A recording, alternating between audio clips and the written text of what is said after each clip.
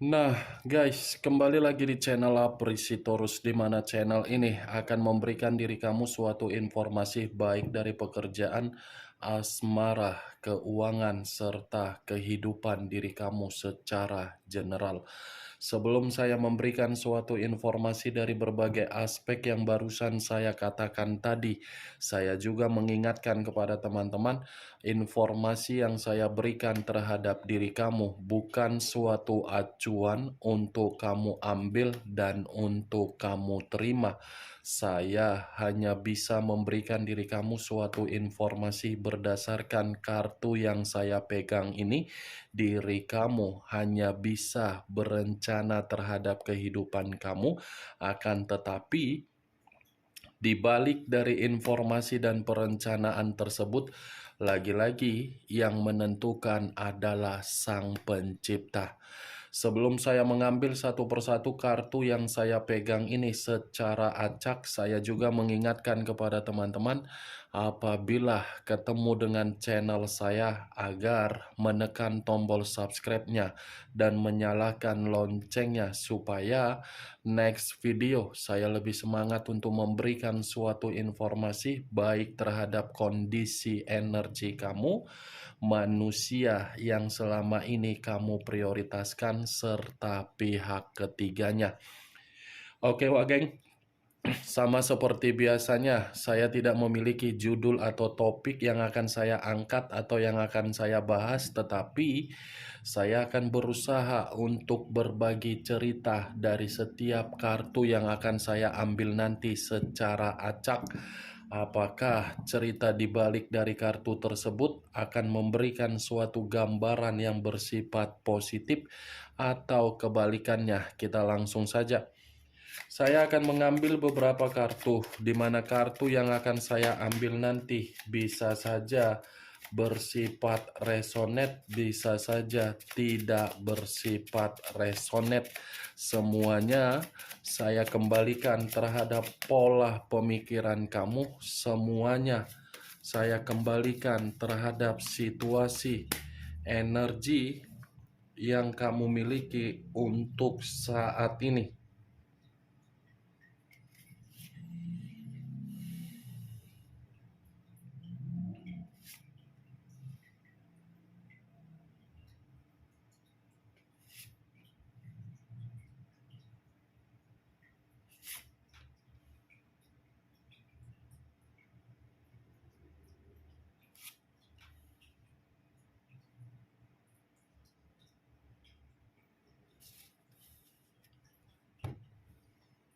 Guys, di depan saya ini sudah ada beberapa kartu yang sudah saya ambil secara acak satu persatu dari tumpukan kartu yang saya pegang tadi.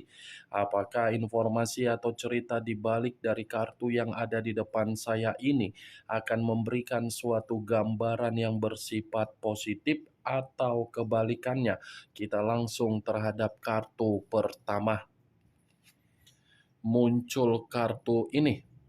Sekali lagi saya mengatakan muncul kartu yang saya pegang ini. Di mana kemunculan kartu yang saya pegang ini seperti memberikan suatu isyarat atau berbicara terhadap kondisi satu energi yang dimana kondisi energi tersebut untuk saat ini saya melihat dan saya merasakan sepertinya ada satu bentuk pergerakan, tetapi bentuk pergerakan ini saya kategorikan sebagai tindakan yang dimana tindakan tersebut sudah meninggalkan kehidupan di masa lalu. Kenapa saya mengatakan satu energi meninggalkan kehidupan di masa lalu?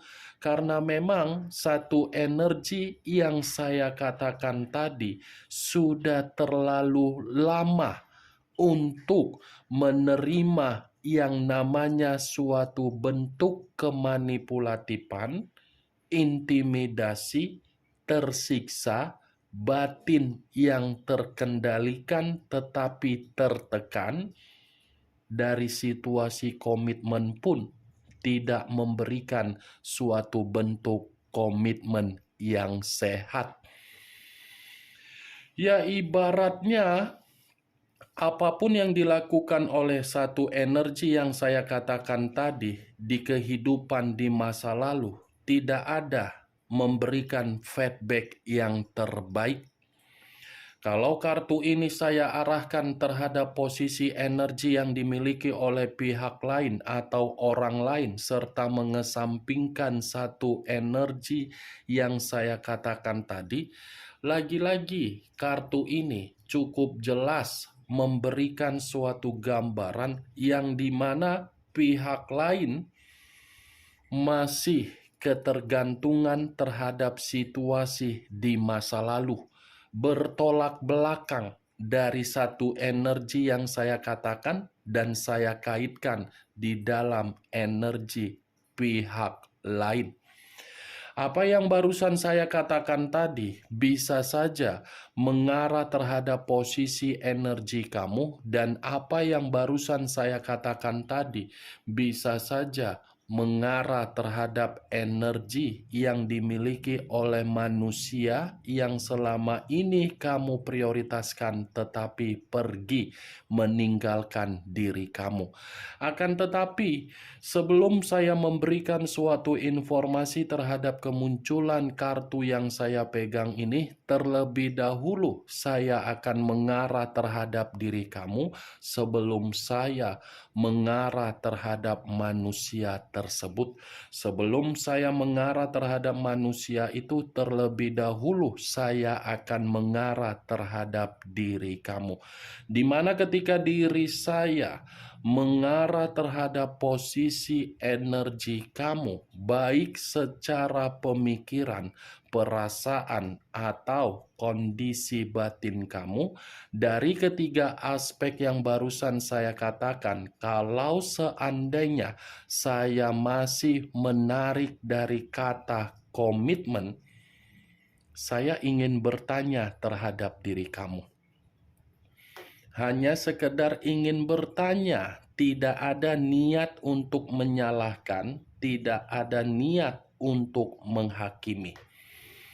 Sejauh diri kamu melakukan yang namanya perjalanan komitmen, kamu sadar tidak komitmen kamu itu tidak sehat? Sadar atau tidak sadar, kamu paham tidak komitmen kamu itu tidak sehat? Cukup kamu yang mengerti dan cukup kamu yang menjawabnya sendiri. Kalaupun seandainya saya ingin menjawab dari pertanyaan yang barusan saya lontarkan terhadap diri kamu tadi, mungkin jawaban yang akan saya katakan tadi belum tentu bisa kamu benarkan dan belum tentu bisa tidak kamu benarkan. Karena jawaban yang akan saya berikan itu adalah versi menurut yang saya lihat. Versi yang dimana saya rasakan. Sepertinya komitmen kamu itu komitmen yang tidak sehat. Tidak sehat dalam arti apa? Bandingkan sikap ketika diri kamu perlakukan di dalam komitmen kamu dan sikap yang dia tuangkan di dalam komitmen kamu tersebut. Itu berbicara secara sikap. Secara keuangan atau kebutuhan, bagaimana pula? Itu dia, Wak Geng. Kalau saya berbicara dari sisi lainnya, saya rasa ini koneksi dari batin kamu. Seperti ada koneksi yang dimana diri kamu itu seperti dianggap sebagai budak, di mana budak mengharuskan memberikan yang terbaik terhadap majikan. Ibarat pembantu dengan majikan.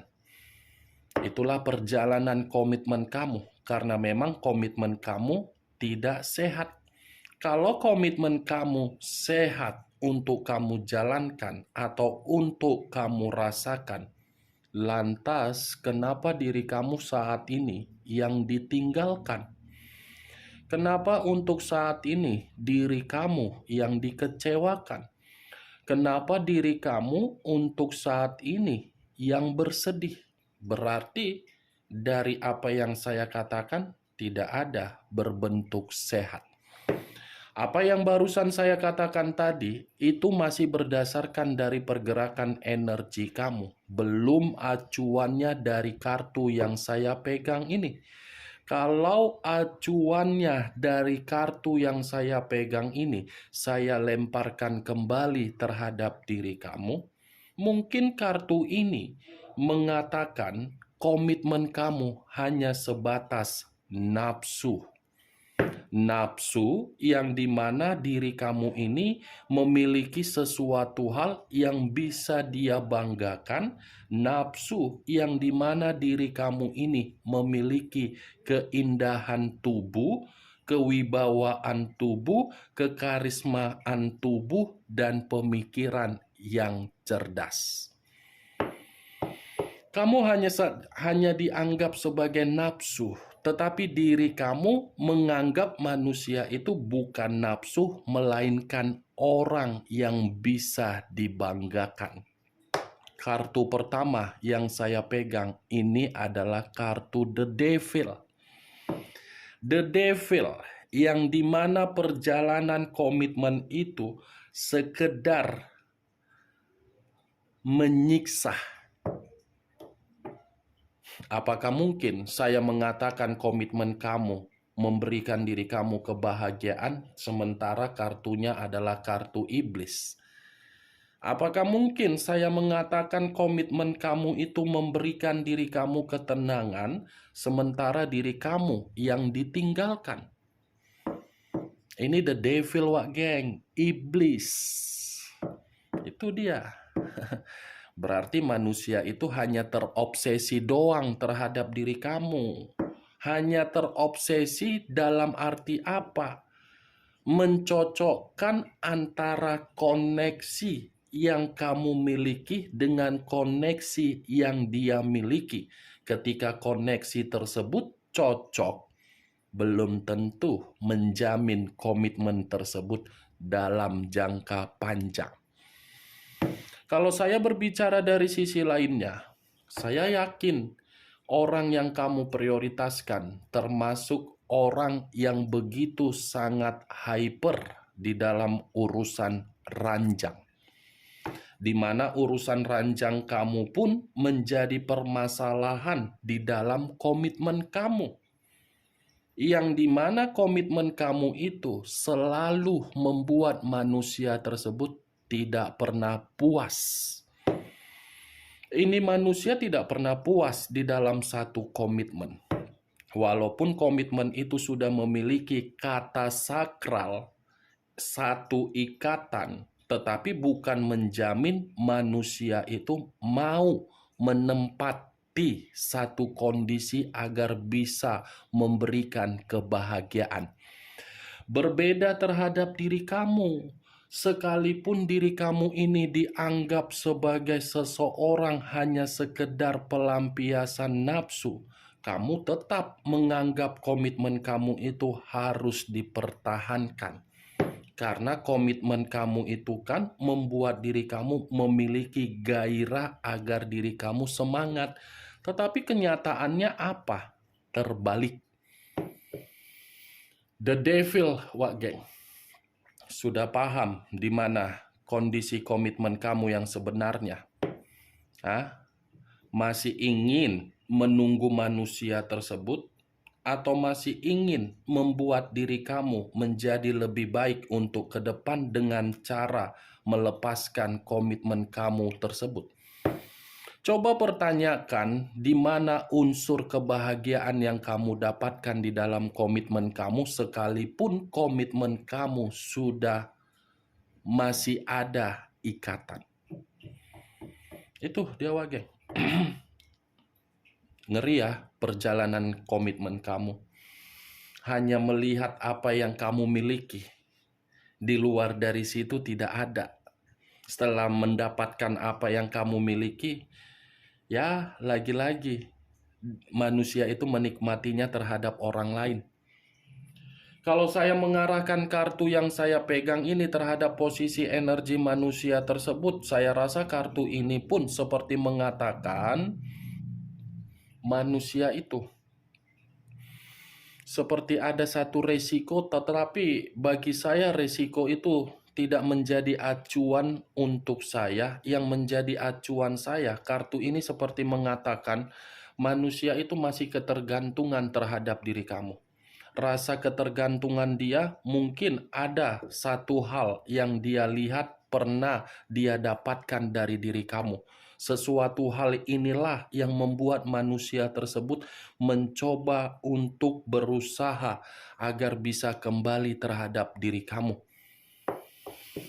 Kemunculan kartu yang saya pegang ini memang di awal perkataan saya tadi membahas mengenai energi kamu di dalam komitmen kamu, tetapi bukan berarti saya lebih mendominasi untuk membahas hal tersebut. Yang ingin saya bahas mengenai pergerakan energi dari si Teletubbies tersebut. Teletubbies, kamu tahu kan Teletubbies? Yang 5 warna itu. Itu yang ingin saya bahas dari pergerakan energi dia. Karena di balik dari kartu The Devil, selain manusia itu ketergantungan, apa yang membuat manusia itu memiliki alasan ketergantungan terhadap diri kamu di luar dari apa yang saya katakan tadi? Muncul kartu The Tower. Sekali lagi saya mengatakan muncul kartu The Tower. Unsur tanah berlambangkan 3 zodiak, Capricorn, Taurus, dan Virgo. Kalau saya mencoba untuk mengesampingkan ketiga zodiak yang barusan saya katakan tadi, saya rasa ini manusia masih ketergantungan terhadap diri kamu karena memang kondisi diri dia sedang hancur. Sedang hancur. Kenapa hancur? Aib atau perzinaan dia yang membuat situasi dia sedang terpuruk. Kalaupun kartu kedua ini saya arahkan terhadap posisi energi kamu, kartu kedua ini pun masih menggambarkan bagaimana situasi kamu yang di masa lalu. Yang dimana diri kamu ini yang menunda perpisahan, perceraian, tetapi semakin lama, semakin membuat diri kamu merasa runtuh dan kamu memutuskan koneksi tersebut. Ini alasan manusia itu masih ketergantungan terhadap diri kamu. Perzinaan dia sudah membuat kehidupan dia terpuruk. Muncul kartu 4 cawan. Terdiri dari 4 cawan. Kalau saya mencoba menarik satu cawan dari keempat cawan yang barusan saya katakan, wow, bukan hanya hancur, tetapi manusia ini pun seakan-akan mengambil sikap yang dimana sikap itu masih melamun mengenai diri kamu. Ini manusia sepertinya, kalaupun saya kaitkan di dalam hubungan perzinaan dia itu sudah membuat diri dia mengambil sikap untuk bersikap apatis, di mana apatis itu menggambarkan situasi dia yang frustasi, situasi dia yang begitu sangat kecewa, situasi dia yang begitu sangat menyesal. Berarti dengan kata lain bukan hanya hancur, manusia itu masih ketergantungan terhadap diri kamu.